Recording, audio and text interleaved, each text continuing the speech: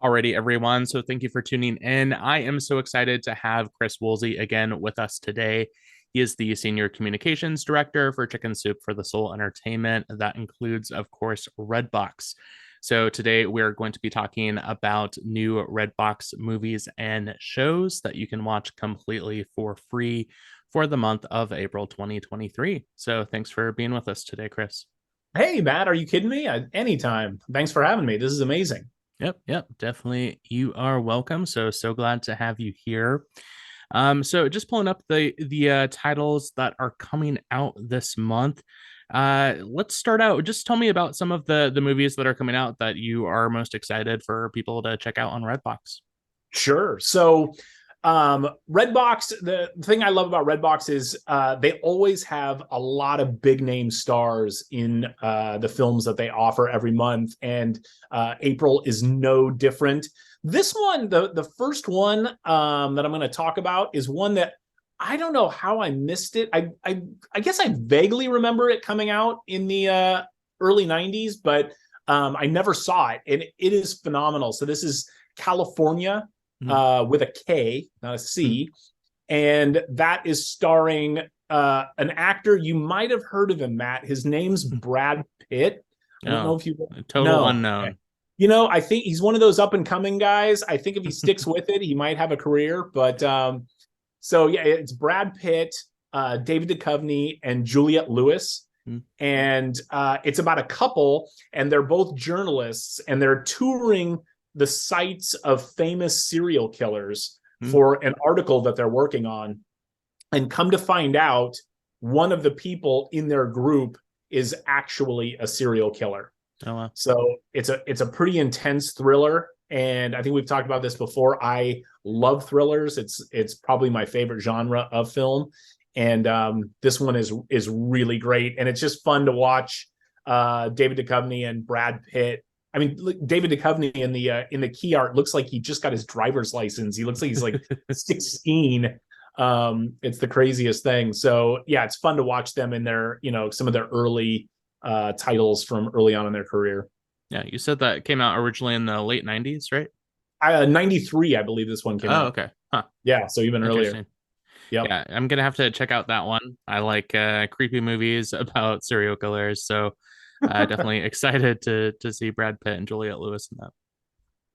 Yep. It's great. And then another big star-studded cast, but a completely different genre is Rob Roy with Liam Neeson and Jessica Lange. I think it was at the height of both their careers. Rob Roy has a very like Braveheart feel to it. I don't know if you've seen it or not, but it's great. It's one of those sweeping historic epics. The cinematography is amazing, but like Braveheart, it takes place in Scotland and is about this Scottish rebel Rob Roy, who's a real person in history, and he was wronged by a nobleman and his weenie son, and goes on a sort of a revenge spree while getting chased by the British redcoats.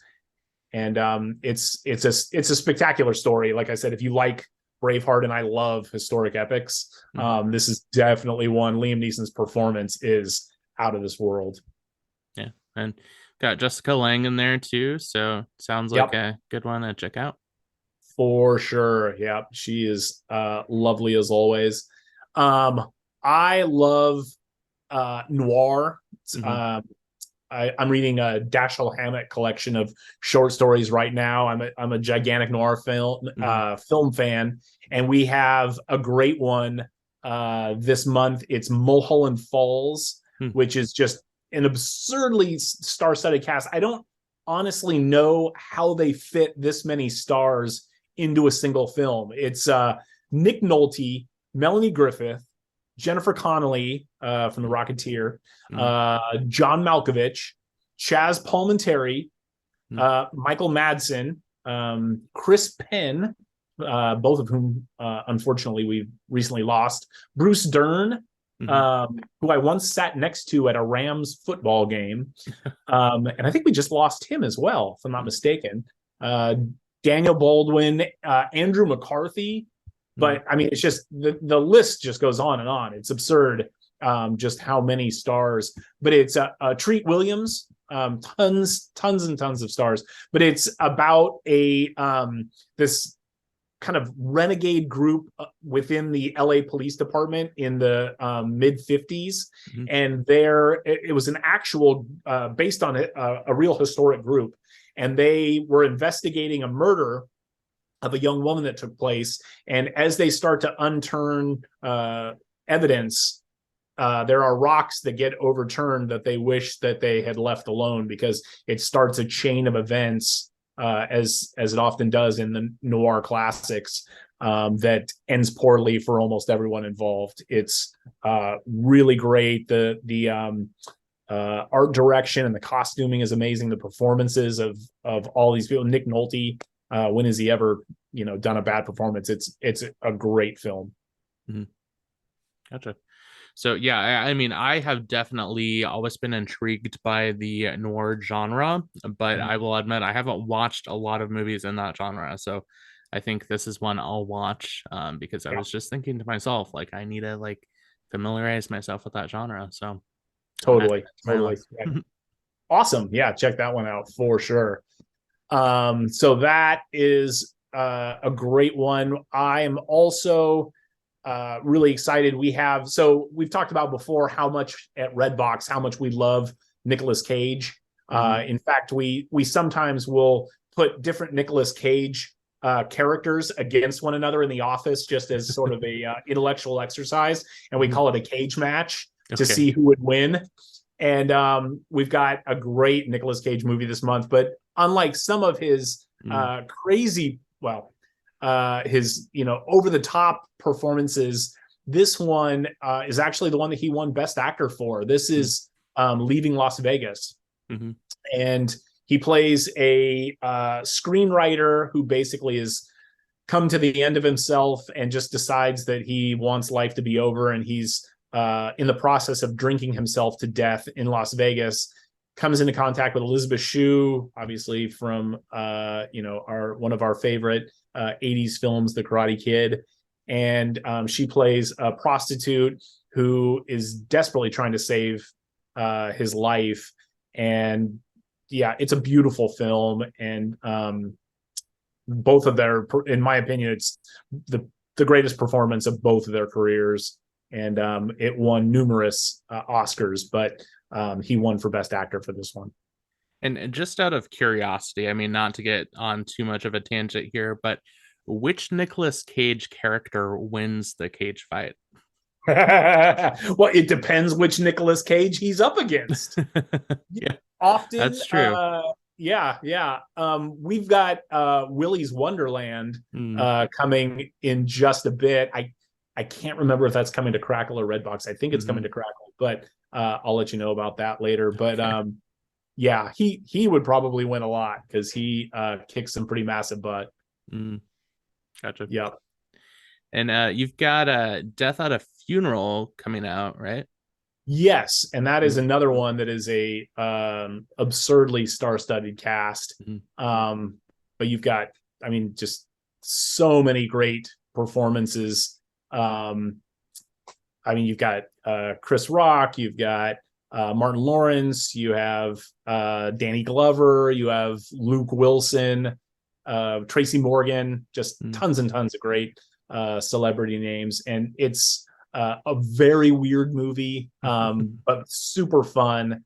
And if you're looking for something offbeat with a fun vibe, definitely Death at a Funeral is one you want to pop on tonight. That's one. I mean, I know it's a remake of a British movie. I've seen the British version. I've never seen the American one. So. Oh, okay. I've only seen this one. I haven't seen the British version. And usually I'm the guy that only will watch the British version of things. So yeah. So yeah, I mean, if you've seen the one, I suppose it's time to see the other. So I'll add this to my list. Awesome. And we've also got this is kind of a cool one. So we've got a couple that are kind of on the same theme. One is David Hyde Pierce in The Perfect Host. So I don't know if you saw The Menu, But we just my family just watched that recently, and it was super cool. And this the host is kind of bright in that same sort of vein. So David Hyde Pierce plays this super wealthy, kind of obnoxious homeowner who owns this like gigantic mansion, and the house gets broken into one weekend, and all of a sudden, this guy breaks in. It's like a home invasion, and he thinks, this is going to be a piece of cake because David Hyde Pierce, what's he going to do? But it ends up that crazy people can do a lot, and they get underestimated all the time. So he ends up throwing this dinner party, and in the process, Clayne Crawford from A Walk to Remember, who plays the guy who breaks in, learns that, man, did he pick the wrong house. It's super fun, and I think it's one of David Hyde Pierce's crazier performances. So yeah, check that one out. Interesting. Yeah, that sounds good. But in that same kind of vein, we also have Tiger House. And this is starring Kaya Soldolario, who is the beautiful young woman from Pirates of the Caribbean, Dead Men Tell No Tales. And she plays this young woman who lives in a house, and Ed Skrein from Deadpool. It's a home invasion, and he breaks in and thinks, oh, what can this young woman possibly do to harm us? And it just shows, this film proves that resiliency can cover a multitude of sins in terms of doing some real damage. But it's kind of got everything. It's kind of a thriller, kind of action. It kind of reminded me of Don't Breathe, if you saw that from a few years ago, the Sam Raimi one, where you just think like, oh, this is going to be easy pickings for these thieves, and then they break in there and it ends up completely going sideways. So her performance is great. If you like thrillers, I check it out for sure. So that one is great. We've also got Out of Time with Denzel Washington, and that's one of his earlier films. He plays a Florida police chief who's investigating a double homicide in his town, and you think it's kind of like this open and shut case. And as the movie goes on, the gaze of suspicion gets closer and closer to him. And it's really great. Eva Mendes is in it as well. Yeah, again, if you like thrillers, this is one you want to check out. And man, Denzel Washington, he's always thoroughly watchable. Cool. So yeah, I know there's always something to watch on Redbox. I know a lot of people are familiar with the kiosks, but I'm telling you, you got to check out the free streaming Redbox app.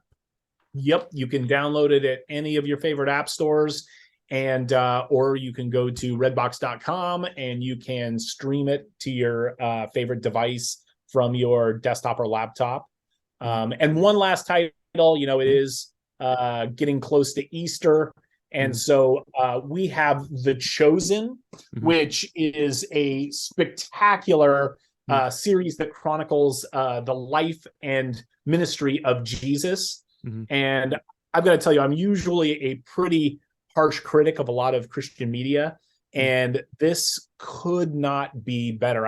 I go out on a limb and say it's the best Jesus TV series ever made. I've watched all of season 1, and I'm like halfway through season 2, and I don't think there's an episode where I didn't ugly cry.